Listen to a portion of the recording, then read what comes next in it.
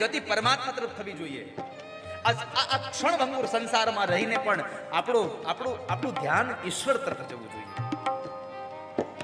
દિવસમાં 100 વખત યાદ કરવું કે મારે ઠાકોરજીને રાજી કરવાના છે, મારે ભગવાનને રાજી કરવાના છે. બાકી તમે પરિવારને તો રાજી આપોઆપ જ થાય છે. તમે ધંધામાં 5 રૂપિયા કમાતા હોય એના બદલે 50 કમાવા માંડો એટલે પરિવારને ખાલી એટલું કહો ને કે હવે તો 50 મળવા માંડ્યા એટલે પરિવાર આપોઆપ રાજી થઈ જાય. ઓહો 50 માંડ્યા મળવા, એને બીજી કઈ વિશેષ રાજી કરવાની તમારે આવશ્યકતા જ નથી. પરિવાર તો અનાયાસે રાજી પણ થઈ જશે. પરિવારને તમે રાજી કરવા જશો તો દુખી પણ થઈ જશે.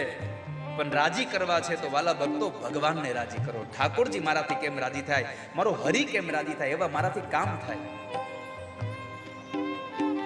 ઈશ્વર રાજી થશે, આ દુનિયા આપોઆપ રાજી થઈ જશે. તો ક્ષણભંગુર આ સંસારમાં, નાશવંત સંસારમાં આપણી ગતિ પરમાત્મા તરફ જો થશે, આ બધું છોડીને, ભગવાન પોતે કહે છે સર્વધર્માન પરિત્યજ્ય મામેકમ શરણમ વ્રજ. હે કૃષ્ણ કહે છે હે અર્જુન, બધું છોડીને મારી પાસે આવી જા, અને મારી પાસે આવી જા પછી તારે ચિંતા નહીં કરવી પડે. પણ થાય છે એવું, આપણાથી કૃષ્ણ છૂટી જાય છે, બધું નથી છૂટતું. પરમાત્મા છૂટી જાય છે, બાકી છૂટતું નથી આપણાથી. જે છોડવા જેવું છે એ છૂટતું નથી, જેને પકડવા જેવું છે એને આપણે પકડી શકતા નથી.